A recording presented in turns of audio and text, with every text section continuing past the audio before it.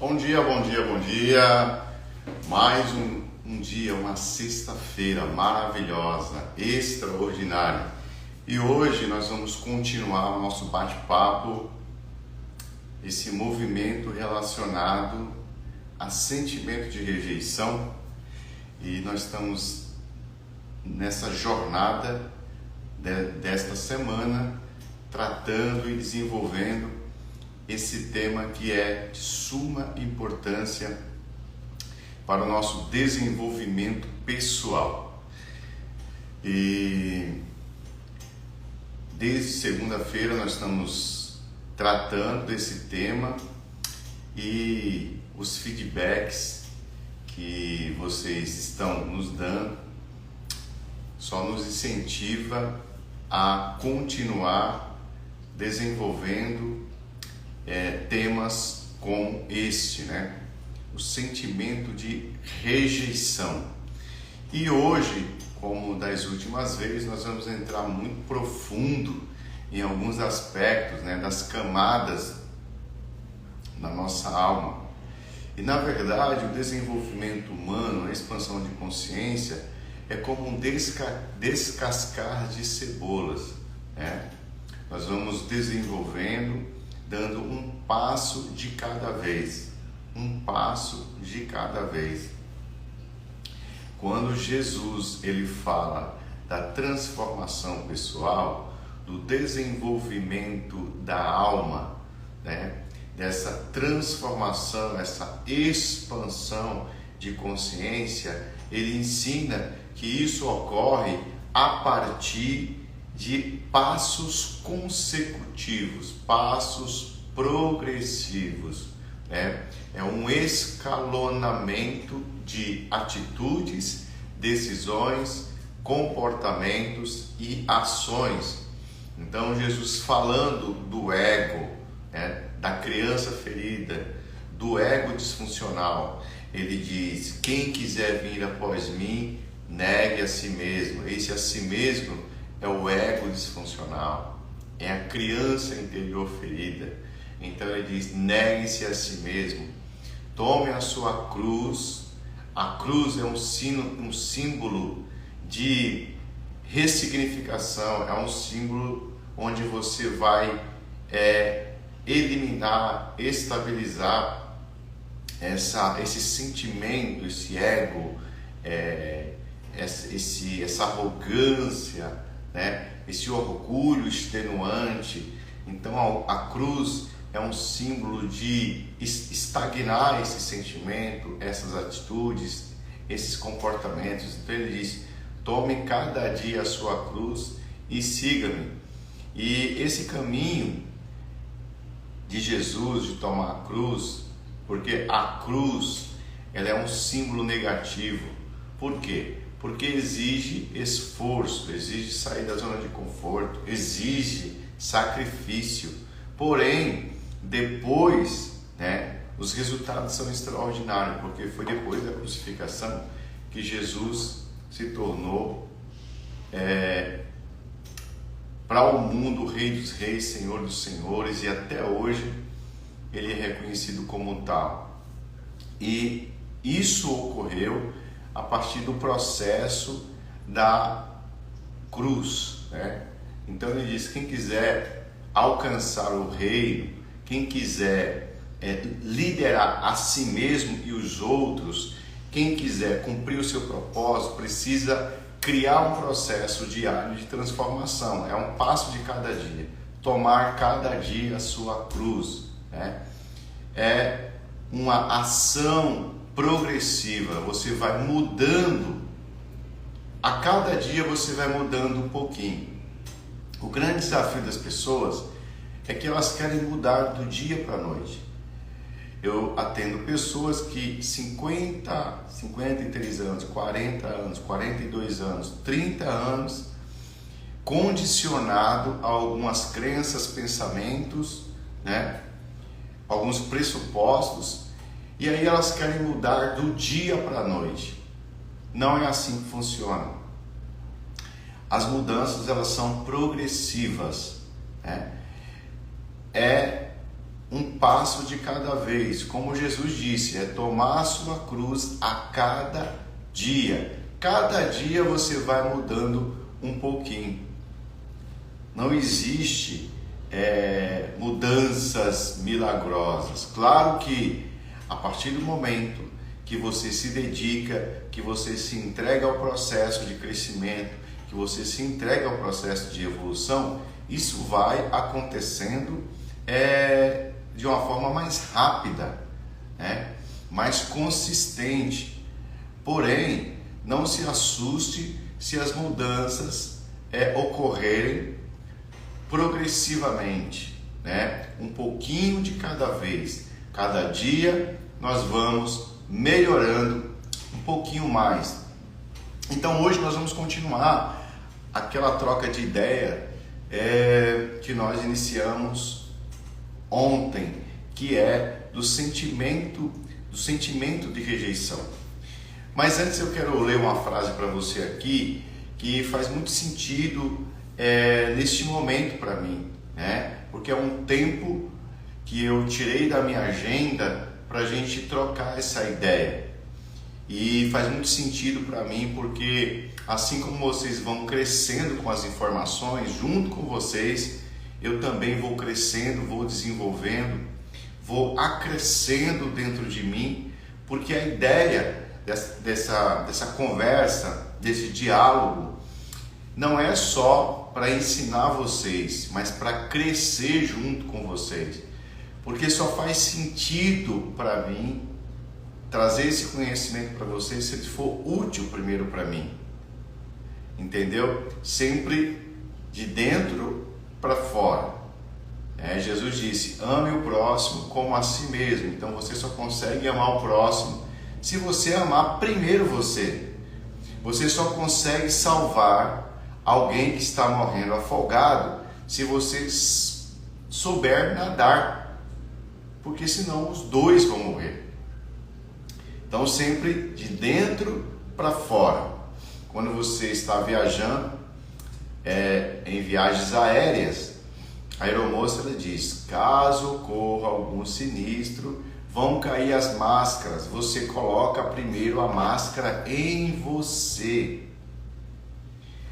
Retire do seu coração um sentimento de a síndrome do Salvador.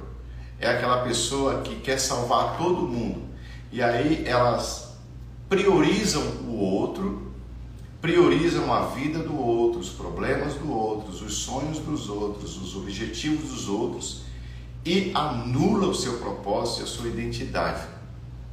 E aí essa pessoa passa pela vida sem saber quem é e sem saber para onde está indo, porque foi ativado a síndrome do Salvador. E eu costumo dizer que todo salvador, todo herói é infeliz. Você vai assistir os filmes de super-herói, você vai perceber que a vida pessoal deles é muito infeliz. Você vai ver a vida, por exemplo, do Homem-Aranha, né? Ele é extraordinário salvando pessoas, mas na vida pessoal ele não consegue nem conquistar a Mary Jane. Tem problemas profissionais, não consegue se encaixar profissionalmente. Você vai ver o Super-Homem é a mesma coisa, é um nerd que na vida, quando ele está salvando as pessoas, ele é o super, ele é reconhecido, mas nos bastidores ele não é tão feliz assim. Então nós não nascemos para salvar o outro, nós nascemos para nos salvar. E a partir do momento que você consegue rever algumas questões pessoais, aí sim você consegue contribuir para a vida do outro. Então guarde o que Jesus falou. Primeiro você ame o próximo como a você mesmo.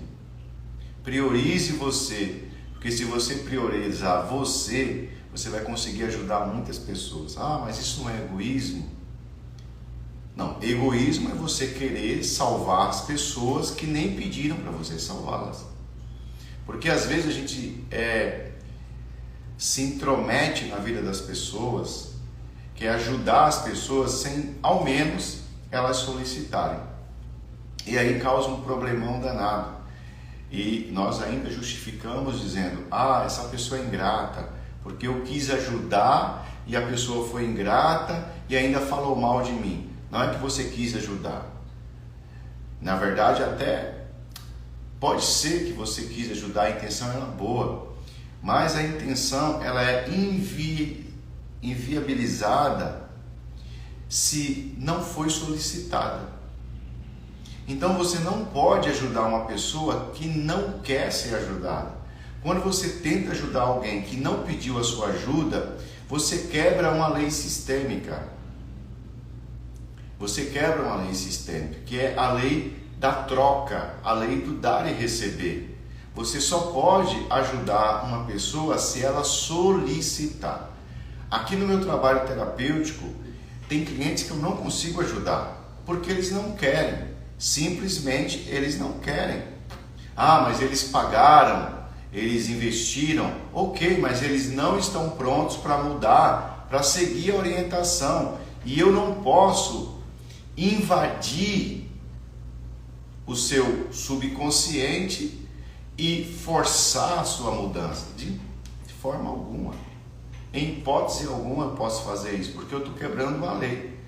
E ainda depois esse cliente vai falar que eu não prestei um bom serviço. Eu atendo muitas pessoas que vêm reclamando de outros profissionais. Ah, eu fiquei 3 anos com psicólogo tal e não deu em nada. Ah, eu fiz constelação familiar e não aconteceu nada. Ah, eu fiz hipnose e não aconteceu nada. Eu fiz barra de axis e não aconteceu nada.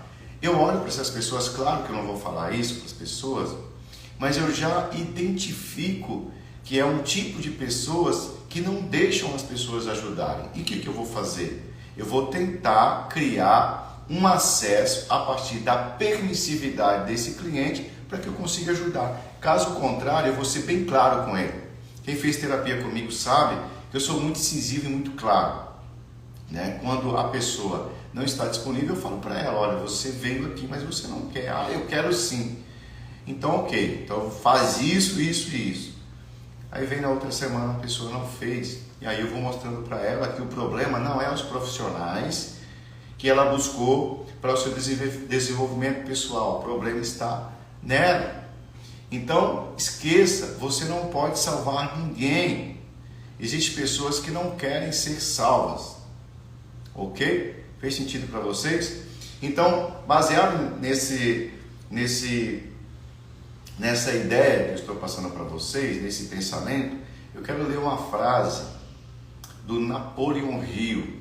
Napoleão Hill, que é e foi um dos maiores pesquisadores da mente humana e também do mundo empresarial. Ele diz o seguinte: é literalmente verdade, presta atenção, é literalmente verdade. Ele fala é literalmente por quê? Porque ele estudou a mente de muitas pessoas, principalmente grandes homens, os maiores milionários do século passado. Napoleão Hill estudou, pesquisou a vida deles com entrevistas pessoais, inclusive acompanhamento.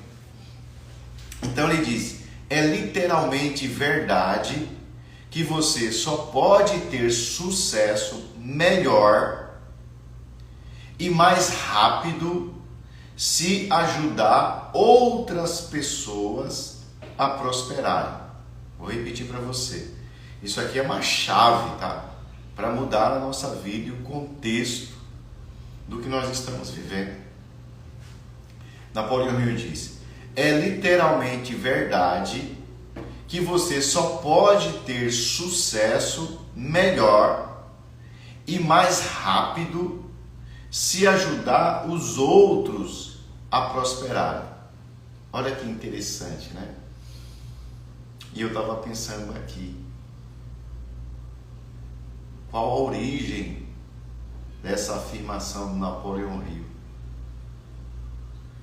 E no meu ponto de vista, a Bíblia é uma verdade, né? A Escritura é um livro que tem muitos anos, é o livro mais antigo do mundo, que traz ensinamentos muito assertivos. Tudo que eu estudei até hoje, no mundo da psicanálise, da psicologia, das terapias alternativas, vai cair nos conceitos bíblicos. Então, O que Napoleão Hill está falando? Ele está falando de um dos maiores princípios para a prosperidade, para a evolução humana, para o desenvolvimento pessoal e a expansão de consciência, que é o princípio da semeadura. Essa é uma lei natural do universo. É uma lei natural. A lei da semeadura. Tudo que você planta, você colhe.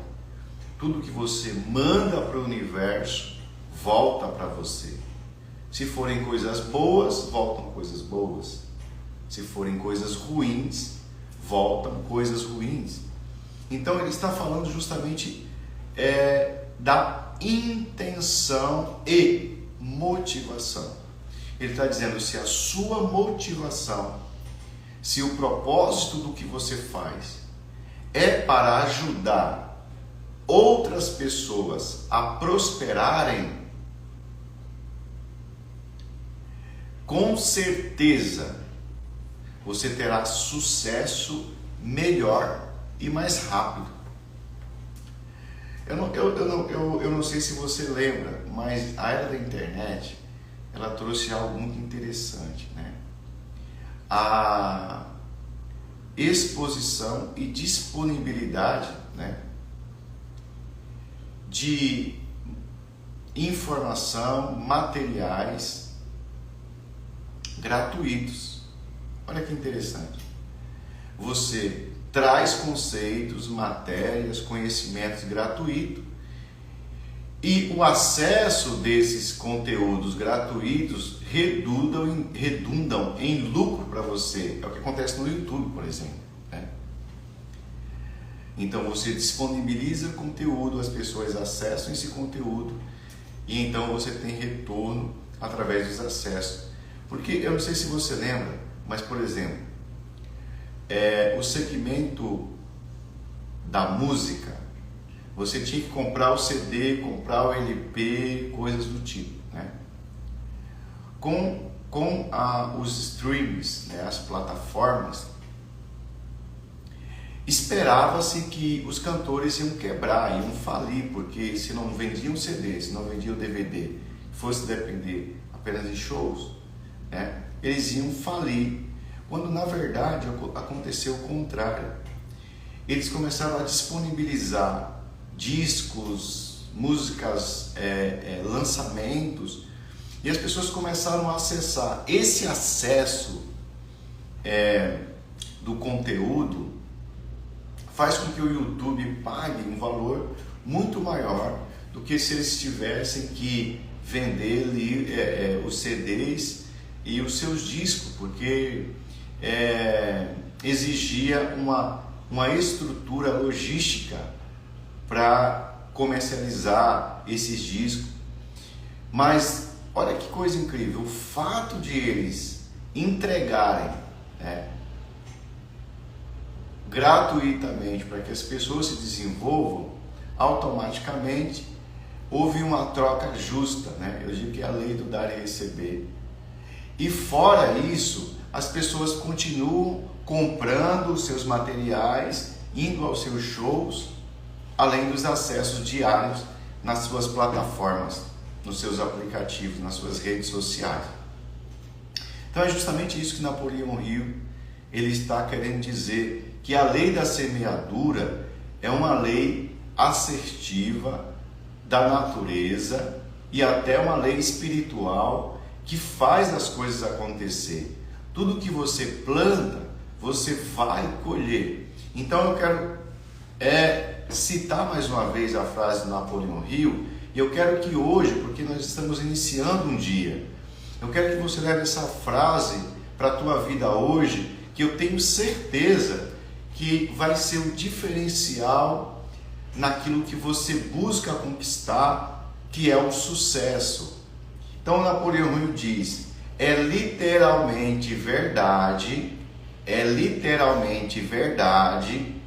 que você só pode ter sucesso, e é uma condicional, você só pode ter sucesso, talvez a dificuldade que você está tendo de ter sucesso é justamente esse conceito, Por isso que ele diz, é literalmente verdade que você só pode ter sucesso melhor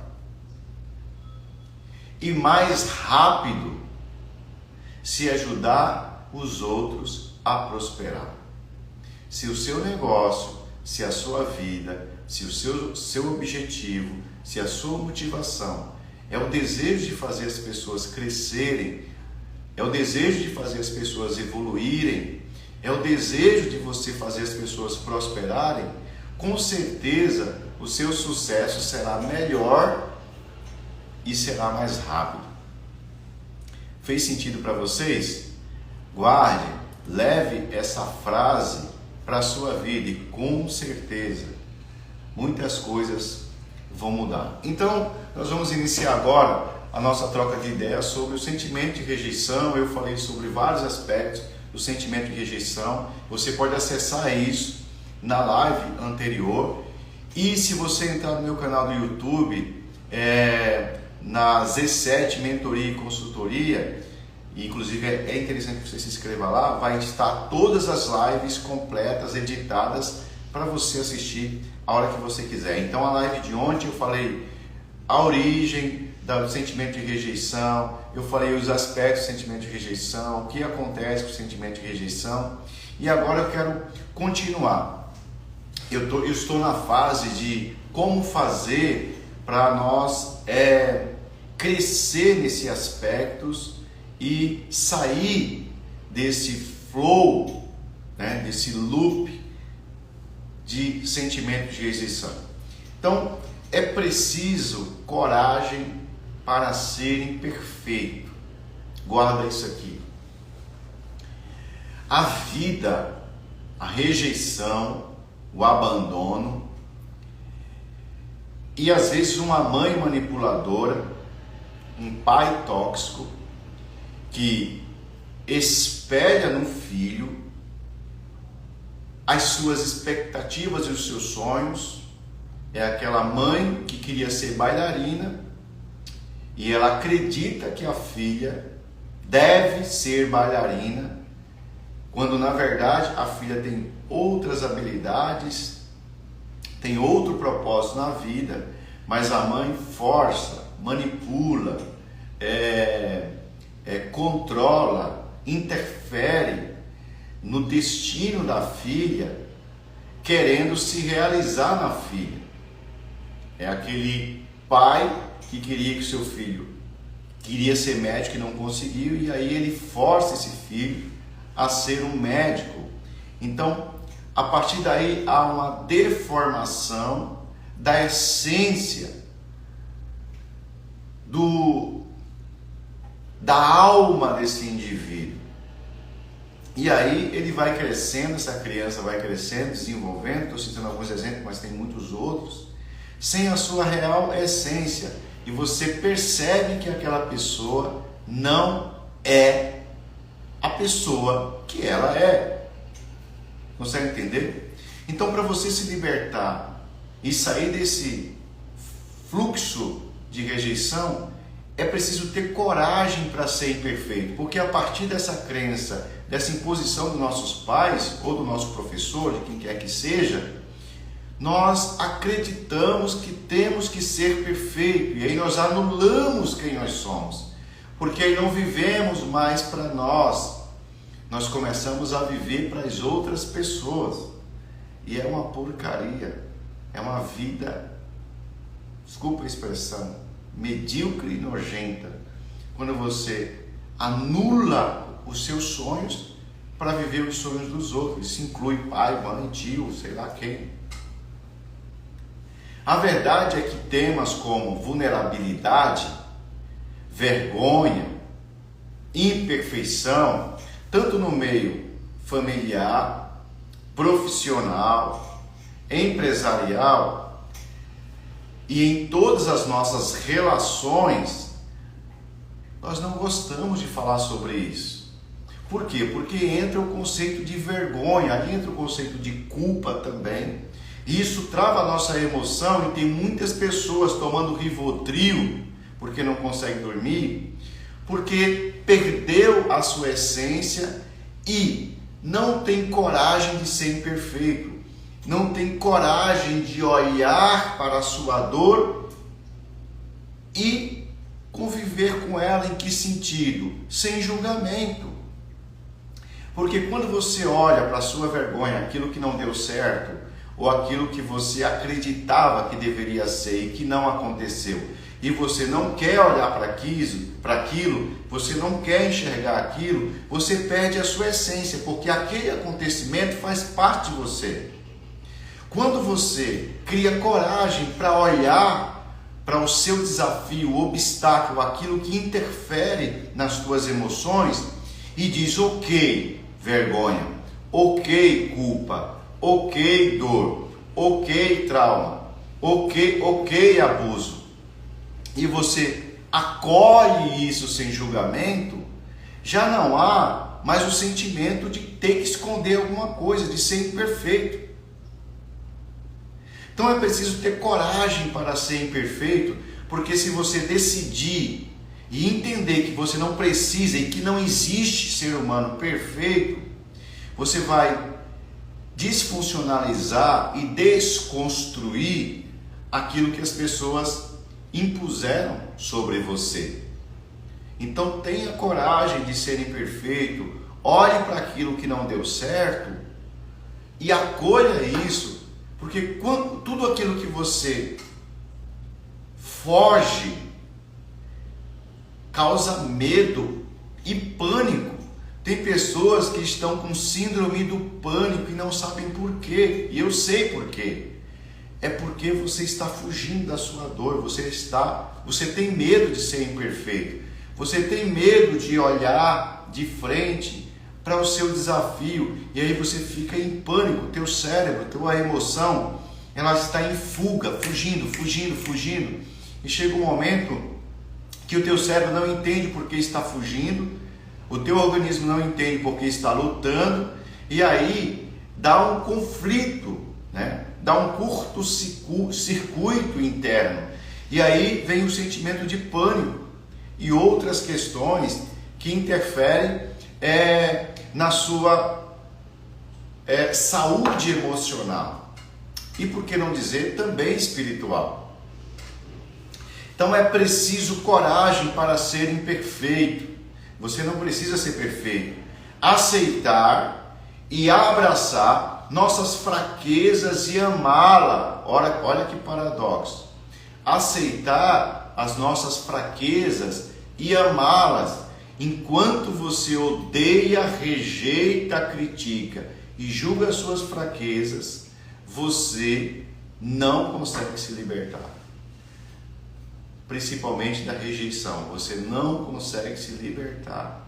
Eu não estou dizendo para você comemorar, uau, como eu errei, uau, como foi legal criar algumas situações, uau, como foi legal ser abusado, uau, como foi legal quebrar a minha empresa. Não estou falando disso, estou falando que o que aconteceu no seu passado faz parte de você. E você não tem como excluir isso da sua vida. Eu não quero nem falar nisso. Tem uma pessoa que falou: eu não vou buscar ajuda na terapia porque eu não quero mexer com o meu passado. Não existe. O seu passado faz parte de você, independente que você acredite que aquilo foi colocado, foi arquivado, não tem arquivo no subconsciente. Isso está vivo no subconsciente. E quando vierem os primeiros gatilhos, ele virá à tona. Isso vai adoecer a sua alma. E isso vai te trazer muitos desequilíbrios emocionais. Não tem como esconder, não tem como jogar para debaixo do tapete e achar que foi resolvido. Bom dia. Bom dia, Deise. Bom dia, muito bom dia. Então não tem. Então qual que é o segredo?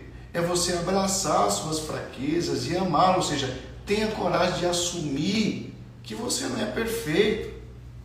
Mas o que vão pensar de mim? Que se dane o que vão pensar de você. Porque muitas pessoas estão escravizadas emocionalmente. Por quê? Porque estão preocupados com o que o outro vai pensar, com o que as pessoas vão dizer. Tem um livro do Olavo de Carvalho chamado O Coletivo, acho que é Imbecil Coletivo, o Imbecil Coletivo.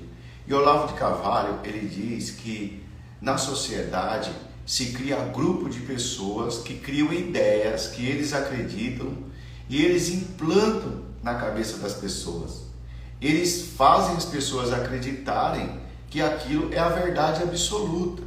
E a educação, o Olavo de Carvalho fala isso, e a nossa educação no Brasil, ela é baseada em conceitos que foram criados, principalmente no marxismo, né? E todos os livros que nós lemos, que são indicados na faculdade, têm a ver com o mesmo tema. Então nós entramos no loop de informação, de um conhecimento absoluto, que nos fecha o nosso entendimento para buscar outras informações, outras opiniões daquele mesmo tema. E aí nós somos imbecilizados, né? Que é o que o Olavo de Carvalho diz. Então isso acontece no quesito emoção e no quesito ecossistema familiar. Então a sua família pode ter acreditado que dinheiro não dá em árvore, e isso se tornou a verdade absoluta dentro de você. Por quê? E às vezes nós não acreditamos que existam outras opiniões em relação a esse tema, e nós somos imbecilizados. Nós não buscamos expandir a nossa consciência, ampliar o nosso conhecimento. Então hoje, com a tecnologia da informação, com a globalização e a facilidade de acesso à informação, os grandes milionários hoje não têm formação acadêmica. Olha que doido. Não tem formação acadêmica. O Steve Jobs não tinha formação acadêmica. O criador do Facebook parou, deixou pela metade da faculdade, terminou depois. Enfim, eu quero dizer para você o seguinte: você precisa ter coragem de viver a sua essência. Ah, mas eu tive problemas. Ok, parabéns. Ou, meus pêsames, foi difícil para você. Agora, o que você vai fazer com isso? Você precisa acolher isso, olhar para as suas fraquezas, olhar para as suas dores e dizer: ok, dor, ok, medo, ok, trauma. Vamos seguir agora. Eu não tenho como excluir você da minha vida. Porque se você tentar excluir os seus traumas, as suas dores e as suas fraquezas, você vai morrer. E morrer emocionalmente, espiritualmente e até fisicamente, porque isso vai te atormentar de dia e de noite. E você vai ter que tomar medicamento para substituir a tua saúde, que é natural. Então, abraçar as nossas fraquezas e acolhê-las é uma atitude de inteligência.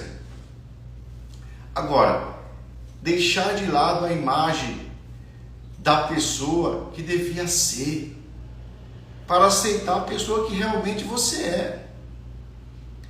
E esse conceito é da Brené Brown, né? Ela tem um livro chamado Coragem para Ser Imperfeito. É um best-seller que fala sobre isso que eu estou comentando aqui, que é extraordinário. Ela era uma mulher tímida, uma mulher que não conseguia falar em público, tinha problema de gagueira. Tudo isso consequência de quê? Da dificuldade de aceitar quem ela era. Então a gente cria um personagem para mostrar nas redes sociais e para o público que nós somos perfeitos. Aí o nosso casamento é perfeito. Aí você vê aquele casal. Nos eventos são perfeitos. Em casa são gato e cachorro. Então põe uma coisa na sua cabeça. Você não é obrigado a ser perfeito. Ninguém nasceu para ser perfeito. A religião faz isso. A religião, ela traz o conceito em discurso de perfeição, quando na verdade quem está fazendo o discurso é também imperfeito, mas não tem coragem de aceitar a sua imperfeição, e aí cria uma doutrina, cria um ensinamento de perfeição que não existe e acaba com a vida, tornando as pessoas religiosas. São pessoas hipócritas, que pregam uma coisa, mas não conseguem viver. São pessoas que vivem dentro de uma igreja, falando de amor, mas nem sabem o que é amor. Falando de justiça, mas nem sabem o que é justiça. Dentro das igrejas, dos templos, das organizações, tem muita gente hipócrita, que são verdadeiros religiosos. Falam uma coisa e vivem outra, são fariseus. Não têm coragem de ser eles mesmos. Aí criam um personagem para impressionar, um personagem de perfeição, quando ninguém é perfeito. Eu admiro muito o comportamento de Jesus, porque Jesus teve coragem de ser ele mesmo. Sabe qual era o arquétipo que os religiosos utilizavam para Jesus? Sabe qual era o conceito que Jesus tinha na sociedade religiosa? Porque os demais amavam Jesus, né? Porque Jesus conseguia ser filho de Deus e ser humano ao mesmo tempo. Jesus era chamado de comelão e beberrão. Os religiosos, aqueles que mostravam a aparência de perfeição, mas eram escravos de si mesmos, eram escravos das suas emoções, eles falavam: como pode alguém dizer que é filho de Deus e comer com o corrupto e sentar com a mulher pecadora, com a prostituta? Como pode visitar a casa de alguém que fez coisas erradas? Como pode ele, sendo judeu, conviver com não judeu? Porque naquela época os judeus acreditavam que eles não podiam, os religiosos acreditavam, eles não podiam ter contato com quem não era judeu, só com quem fosse judeu ou alguém que se torna adepto da religião naquela época. Jesus era judeu e ele quebrou todos os paradigmas. Jesus gostava de festa, ele era alegre. Por quê? Porque Jesus, ele pagou o preço de não ser perfeito, apesar que ele era perfeito, né? Jesus não teve nada, né, que o desabonasse. Mas o que Jesus quis ensinar? Que você precisa pagar o preço para ser você mesmo e parar de se adequar aos conceitos que alguns grupos criaram e que eles querem implantar sobre você. É o efeito manada, né? Isso acontece nas sociedades, principalmente nas sociedades totalitárias, nos países que têm governo ditatorial. Eles dizem assim no socialismo: para que você ter 3 televisões? Para que ter 3 carros? Para que ter um sítio, uma casa de campo, uma casa de praia e uma casa... Para que ter uma casa com 5 cômodos, 3 cômodos? Vamos dividir com os mais necessitados. Só que você vai dividir o seu, mas eu não divido o meu. Você tem que ter uma só TV, mas eu posso ter 3, 4 TV. Olha que paradoxo, que hipocrisia. Esse tipo de pessoas são pessoas que não têm coragem de ser imperfeito, que é o que eu estou falando para vocês aqui. E isso cria muitos problemas, né? Muitos problemas. Então, é interessante para você curar esse sentimento de rejeição, você pagar o preço de ser você mesmo. Olha, mãe, eu não sou tão inteligente como você queria que eu fosse. Então, chega desse negócio de se mostrar nerd, quando na verdade eu não sou. Eu não quero isso para minha vida. É isso. Coragem de ser imperfeito. Reencontrar a vulnerabilidade é o primeiro passo para a cura da rejeição. Se o medo de se tornar vulnerável for muito, não sucumba ao desespero, né? Procure ajuda profissional para abrir o seu coração, superar suas experiências traumáticas. Você precisa abrir o seu coração para ser curado. Você precisa ser vulnerável. Ah, mas eu não me abro com ninguém. Ok, você vai ficar doente. Ah, mas eu não confio em ninguém. Tem pessoas confiáveis em si. E se você não encontrar pessoas confiáveis, pague para alguém confiável. Porque a vulnerabilidade, ele é o sinônimo de cura. O apóstolo Tiago, ele fala algo muito profundo em relação à vulnerabilidade. Muito profundo. Ele diz assim, ó: confessai vossas culpas, vossas questões, uns aos outros, para que sareis. Olha o que o apóstolo Tiago, ele fala há mais de 2000 anos atrás, onde não tinha uma sociedade civilizada, né, com uma infraestrutura e a disponibilidade de conhecimento que nós temos hoje. Há 2000 anos atrás, ele fala, o Tiago fala no livro de Tiago, na Bíblia: confessai vossas culpas uns aos outros, ou seja, abra o seu coração, seja vulnerável uns aos outros, para que sareis, ou seja, para que você seja curado. Então, não é só a Brené Brown que fala que a vulnerabilidade, porque esse livro dela foi escrito a partir da experiência pessoal dela, é sinônimo de cura. Quando você põe para fora, quando você não tem medo de ser você, não tem medo de assumir que você não é tão bom assim, você começa a curar. Porque aí você para de fugir, você para de criar estruturas e de viver um personagem que você não é. Não se trata de fazer melhor. Porque às vezes a gente acha que sendo vulnerável, a gente está sendo fraco. Não. Trata-se de estar na arena, mostrar quem você é e mostrar-se autêntico e vulnerável. Fala de autenticidade. As pessoas amam pessoas autênticas. As pessoas amam pessoas vulneráveis. As pessoas gostam de ouvir pessoas que se mostram imperfeitas.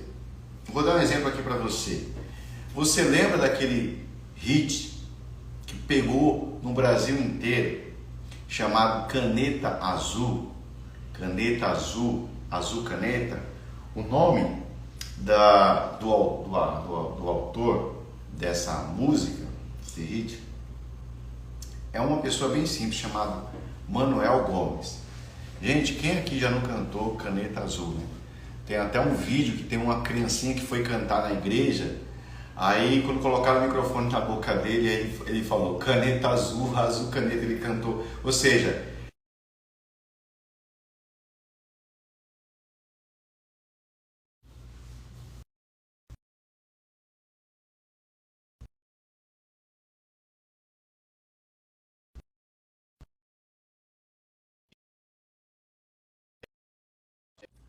todos os níveis, né?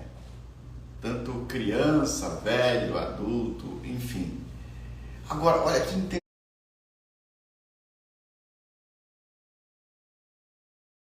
interessante, presta atenção aqui.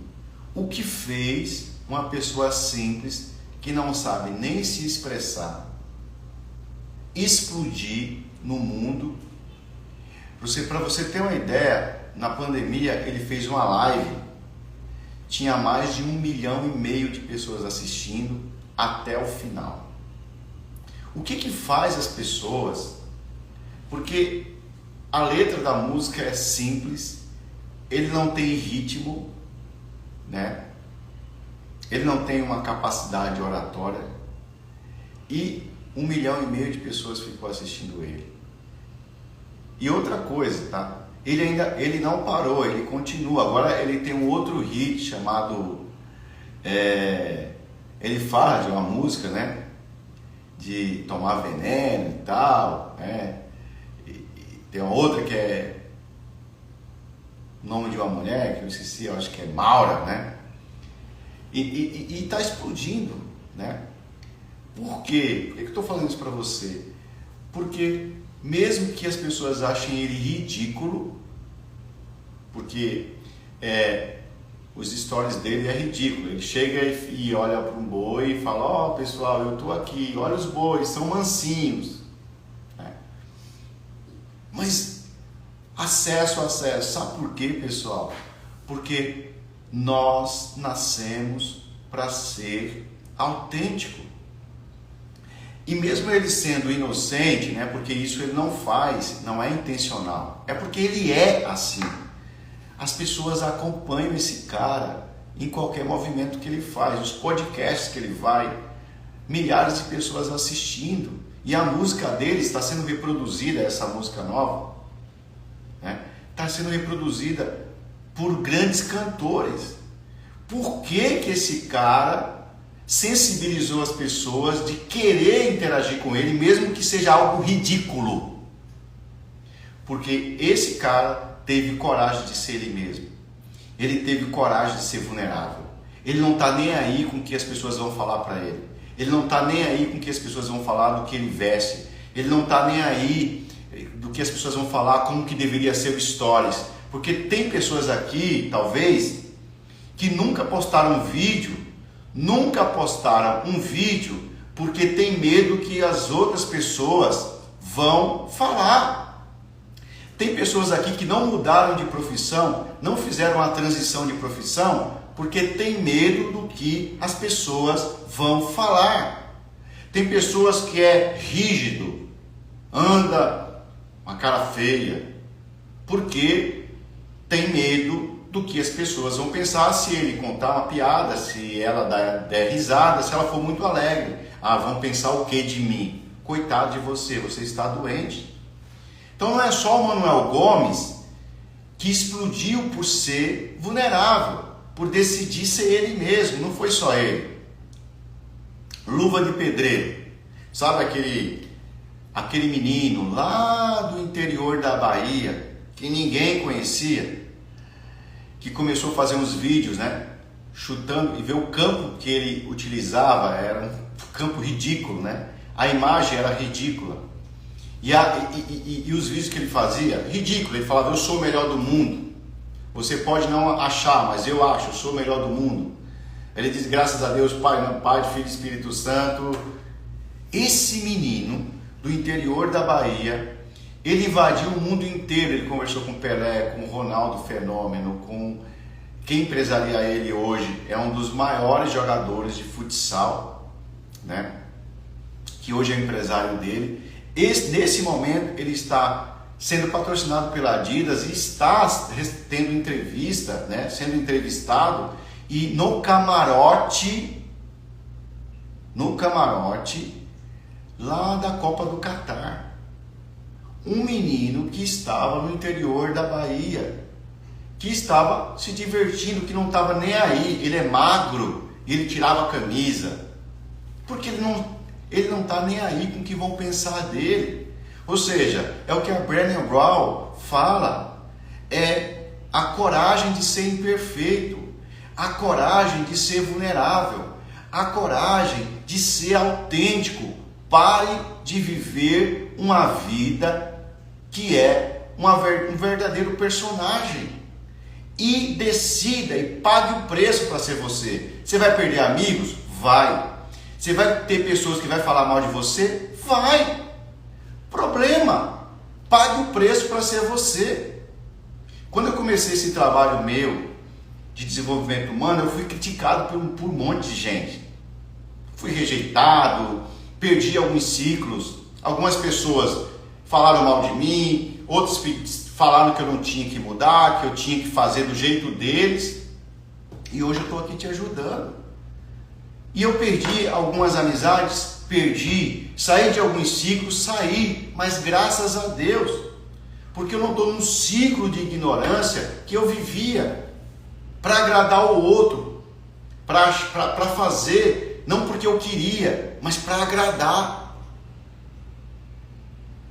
Porque o que eu queria falar não era aceito nesses locais.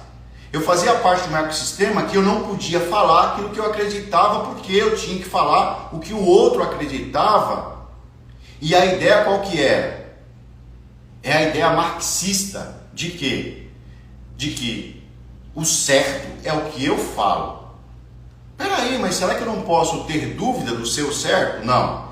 Se você quiser duvidar do meu certo, você está fora. E aí muitas vezes eu me submeti àquilo que eu não acreditava para agradar os outros. Mas eu decidi ter coragem de ser imperfeito. E não estou nem aí para o que acham de mim. Problema do que acham de mim. Quantas famílias eu já ajudei. Quantas empresas eu já ajudei e ainda estou ajudando, porque eu sou consultor e mentor empresarial também. Já pensou se eu tivesse ouvido essas pessoas?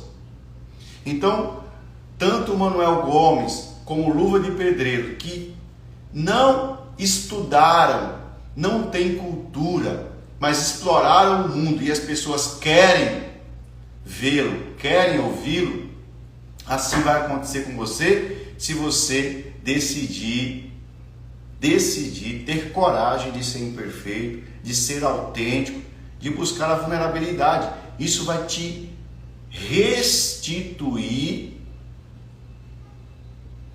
aquele sentimento de rejeição, porque você faz o que as pessoas querem com medo de ser rejeitado.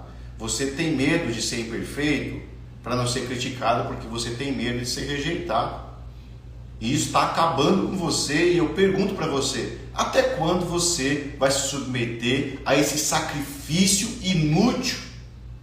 Até quando você vai se submeter a questões que você não acredita, só para agradar o outro? Não ignore a sua dor. Não ignore a sua dor. Não ignore que tem algo que precisa ser resolvido. O que a gente precisa fazer? Reservar um tempo para processar a rejeição. Espera aí, por que eu estou fugindo de algo que me aconteceu lá atrás? Espera aí, vou tirar um tempo para olhar para isso. Tira um tempo, né? Se você puder sair um pouco do automático e olhar para esse processo e dizer: por que eu estou preso a essa rejeição? Por que eu não posso ressignificar isso? Ok. Tem uma frase sistêmica de cura que diz: tinha que ser como foi. Não tem como mudar o meu passado. Tinha que ser como foi. Agora eu vou seguir para a vida com alegria. Isso é uma frase sistêmica. Tinha que ser como foi. Agora eu sigo para a vida com alegria. Mas tem muitas pessoas que estão presas no seu passado. Muitas pessoas que estão presas ao seu passado. Então, para você reconstituir, para você expandir a sua consciência, para você desenvolver um mindset de crescimento, ou seja, um modelo mental progressivo, você precisa evitar a mentalidade de vítima. Ai, coitado de mim, olha o que aconteceu na minha vida. Isso não vai te levar a lugar nenhum. Porque às vezes a gente leva a rejeição para um lado pessoal. A rejeição não tem a ver com você, tem a ver com quem te rejeitou. E às vezes, a maioria das vezes, tá? Essa rejeição é ideológica. Eu acredito que foi rejeitado. Mas às vezes eu não fui rejeitado. É que meu pai não estava dando certo com a minha mãe, se separaram. E aí eu me senti rejeitado.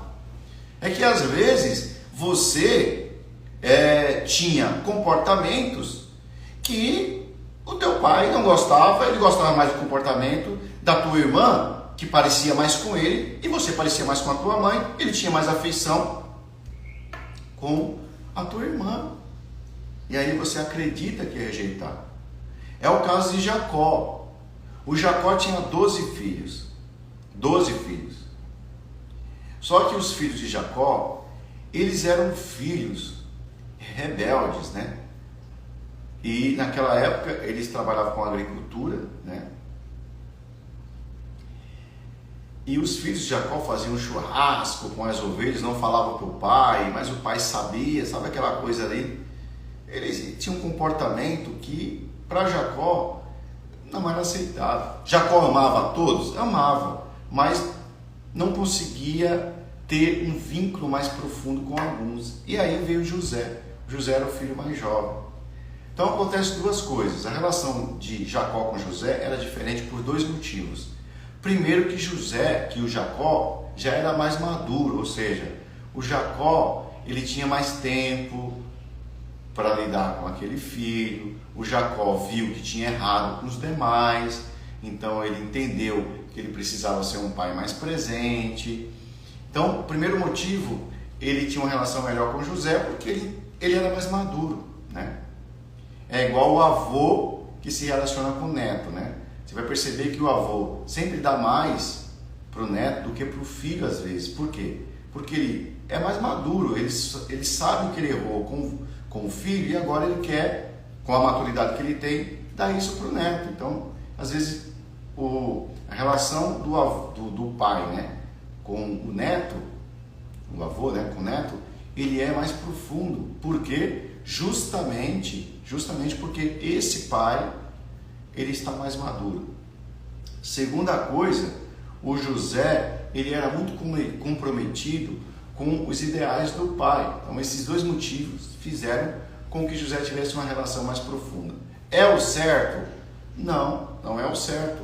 Mas, emocionalmente falando, vínculo emocional, o Jacó, ele criou uma grande guerra entre José e os irmãos dele, porque houve inveja, né? Porque a relação que o Jacó tinha com José era diferenciada. Então, será que os demais irmãos de José foram rejeitados? Ou a rejeição que os irmãos de José tinham era uma percepção que eles tinham do pai? Porque se eles se comportassem como José, ou seja, se eles tivessem compromissos com o negócio do pai, talvez a relação seria diferente, mas a percepção dos irmãos de José era uma percepção de abandono, até que eles venderam José, né? E quem leu a Bíblia ou assistiu aquela minissérie da Record entende o que aconteceu. Depois José virou governador do Egito e acolheu todos eles. Enfim, isso traz a importância de entender que a rejeição pode ser uma percepção pessoal minha. Porque mesmo que o José foi vendido pelos irmãos deles, olha que louco. Olha quando a gente tem uma percepção, uma visão de mundo mais altruístas, né? Mais altruísta. O José foi vendido pelos irmãos dele, foi para a casa de Potifar, virou escravo de Potifar, mas mesmo assim não caiu em depressão, não ficou reclamando da vida, ele foi o melhor funcionário de Potifar. Aí a mulher de Potifar queria ter uma relação ali amorosa com o José não aceitou trair o patrão dele, a mulher do patrão disse que ele tinha violentado ela, e aí o José foi preso, foi lá para o Egito preso, chegou na cadeia, o José também não entrou em depressão, não culpou ninguém. O José viveu aquele momento e se tornou o líder, o carcereiro dos presos, o preso que se tornou carcereiro. Por que aonde José chegava, ele virava líder? Porque quando você é líder das suas emoções, você não tem como não ser líder em qualquer aspecto da vida. Onde você chegar, por mais que tenha um caos, você vai liderar. Porque a liderança parte do pressuposto da percepção de como você lidar com os conflitos, com os desafios e com os obstáculos da vida. Se você se comporta como vítima ou se você se comporta tendo autorresponsabilidade, lidando com a situação sem criar expectativa de algo que poderia ser. E aí o José, próximo passo dele, se tornou governador do Egito. E depois de um tempo acolheu toda a família, porque teve uma fome no Egito, e os irmãos dele que vendeu ele acolheu todos eles. Sem crise. Isso fala do perdão, sabe? Você precisa se perdoar e perdoar as pessoas que te magoaram. E aí o José perdoa os irmãos dele, e aí toda essa galera muda para o Egito, né? Então faça o bem com quem te fez mal, ou pelo menos tente entender se realmente te fizeram mal, ou se é uma percepção sua. Então não leve a rejeição para o lado pessoal. Lembre-se que ela não diz nada sobre ninguém. A rejeição faz parte da vida e não é um ataque pessoal isolado. Quem aqui já não foi rejeitado? Levante a mão quem não foi rejeitado. Em algum aspecto da vida nós fomos rejeitados. Agora você vai entrar num loop de vitimismo, coitado de mim, olha o que fizeram comigo. Não, vai melhorar, vai evoluir. Pega essa experiência e utiliza ela como uma ferramenta de crescimento e não como uma ferramenta que vai te vitimizar, que vai te fazer menor. Pare de se vitimizar. Você é o protagonista da sua história. Se você se colocar como coadjuvante, você vai inviabilizar o seu propósito, você vai inviabilizar a sua identidade e você vai passar por essa vida em osmose. Você não vai ser feliz, você não vai contribuir para o universo que foi para isso que você nasceu. Então evite uma mentalidade de vitimização. Use a rejeição para crescer. Olha aí. Use a rejeição para crescer. Sabe por que os obstáculos veio para a tua vida? Para te fazer crescer. Como foi que você nasceu? Através de dor. A primeira expressão que você trouxe para o mundo foi chorar. Você levou um tapinha na bunda para você chorar. Então a dor faz parte da vida. A dor é para te levar a um outro nível de consciência. A dor não veio para roubar de você a sua essência. Pelo contrário, a dor veio para te tirar da zona de conforto e te fazer maior. Porque na tua dor está o teu dom. Na tua dor está o teu dom.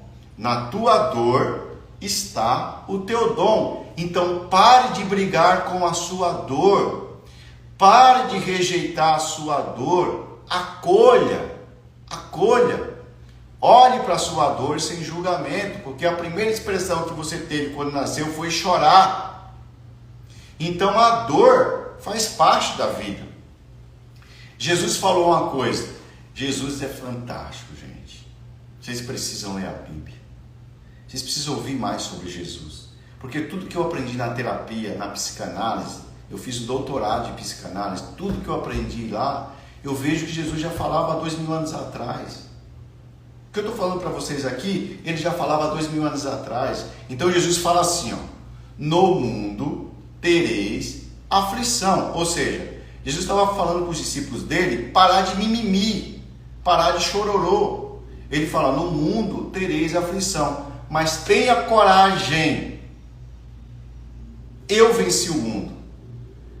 Ele estava dizendo, não vá acreditando que o fato de você fazer parte de uma religião, que o fato de você me seguir, que o fato de você acreditar em Deus e acreditar em mim, vai te livrar de um mundo de aflições. No mundo você terá problemas, você terá dificuldades.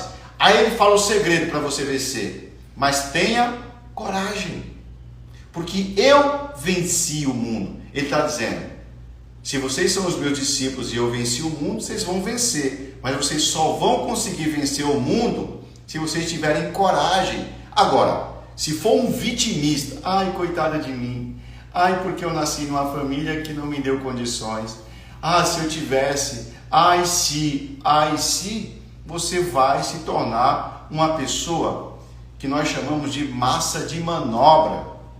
As pessoas vão utilizar esse vitimismo teu para te controlar, para usar tuas habilidades a favor dos seus projetos e dos seus sonhos. E depois você vai ficar reclamando. Ai, porque todo mundo abusa de mim. Todo mundo me usa e me descarta.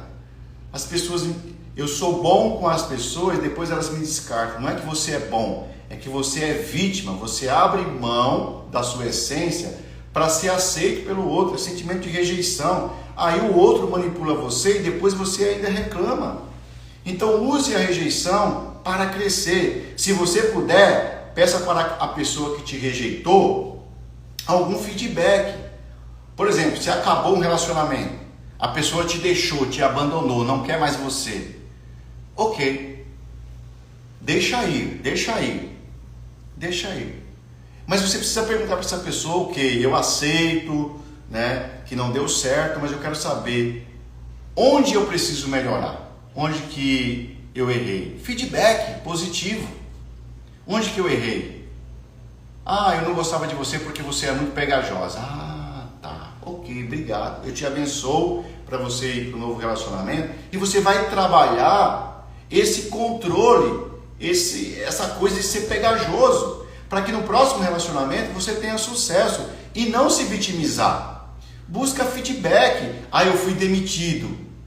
Aí a pessoa fica, foi injusto, porque eu dei a minha vida 10 anos por essa empresa e do nada eles me demitiram. Não, para de vitimismo. Tá, eu queria saber de vocês um feedback, onde eu preciso melhorar, para que na minha próxima atividade profissional eu possa ser melhor. Pronto, a pessoa vai dizer, você estava viciado, você não buscou inovação, você não buscou fazer diferente e a empresa não é mais a empresa de 10 anos atrás. Então a gente tentou te avisar, te orientou para você se atualizar, buscar inovação, fazer um curso e você não quis fazer. Sua faculdade de 10 anos atrás, teu conhecimento está desatualizado e por isso a gente está te demitindo. Ok, eu vou fazer uma pós-graduação, vou fazer uma atualização e eu vou ser melhor no meu próximo empreendimento, no meu próximo ecossistema profissional. Simples assim. A gente tem que parar de ser vítima do coitadismo. Use a rejeição, ou seja, essa dor que você foi rejeitado, o abandono, o abuso, como uma mola propulsora para você crescer e não para você ficar preso ao passado. Faça uma conexão com o seu passado, faça uma amizade com o seu passado. Mas foi muito difícil. Ainda está difícil se você fugir do teu passado, porque não tem como fugir. Você tem duas opções. Ou você se une com o seu inimigo, né? Ou você se entrega a ele, né? Ou você se entrega a ele, ou você resiste a ele, ou você faz as pazes com ele. Agora, se você não tem força para resistir contra o teu adversário, Jesus diz, levanta a bandeirinha branca, faz um acordo de paz. Se você não consegue enfrentar o teu inimigo, faz um acordo de paz. Se você não consegue enfrentar o teu passado e as tuas emoções, não suporta a dor do passado, faz as pazes com o passado. Ok, passado, foi muito difícil para mim, mas eu não vou ficar me lamuriando mais. O que eu aprendi com o passado?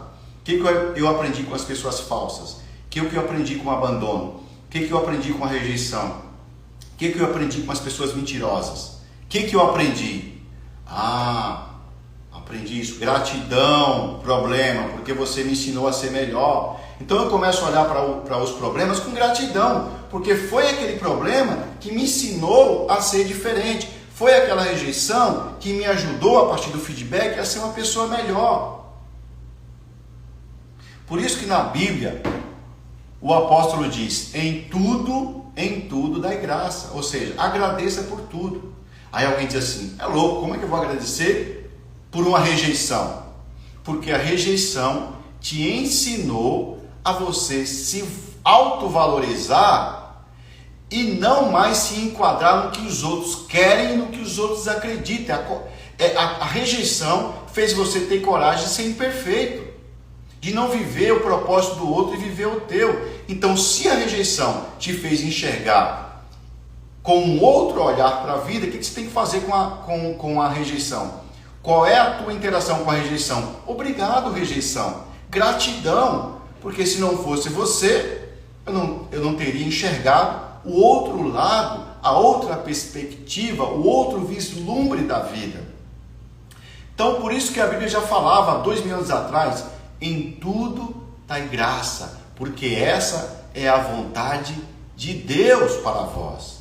Em tudo dai graça, porque essa é a vontade de Deus para vós. Se você perguntar, qual é a vontade de Deus para mim? Que você agradeça por tudo. Porque tudo que veio na tua vida, veio para te fazer crescer. Veio para te fazer crescer. Veio para te fazer crescer. Veio para te fazer crescer. E eu quero terminar aqui essa troca de ideias, né? Repetindo a frase que eu falei no início do Napoleão Hill.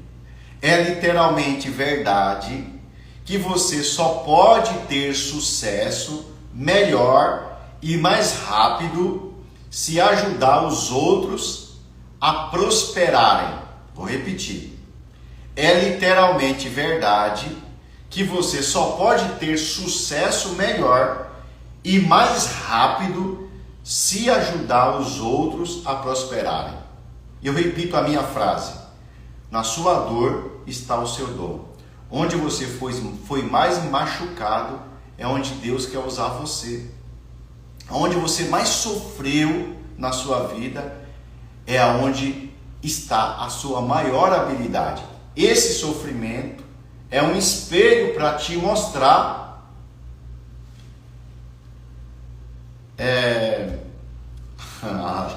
a Ju está perguntando aqui qual é o livro que eu estou citando. Coragem para ser imperfeito. O nome do livro da Brené Brown, Coragem para ser imperfeito, tá? Então, na sua dor está o seu dom. Aquilo que você mais sofreu é o que você vai ser contribuição para as pessoas, porque você teve experiência. Ok, pessoal? Por que Jesus amou os pobres? Porque Jesus nasceu, aliás, por que Jesus nasceu na pobreza? Se ele era o filho do dono do ouro e da prata.